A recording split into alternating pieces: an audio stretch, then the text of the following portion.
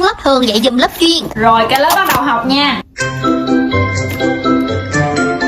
Dạ cô ơi, bình thường thầy cô trực tiếp giảng luôn chứ không còn mấy câu mở đầu đâu cô. Được rồi, cả lớp nhìn câu 1. Dạ bằng 17. Còn mấy bạn khác? Dạ xong luôn rồi cô. Dạ cô ơi, còn 2 phút hết giờ, cô giảng luôn bài kế bên đi cô.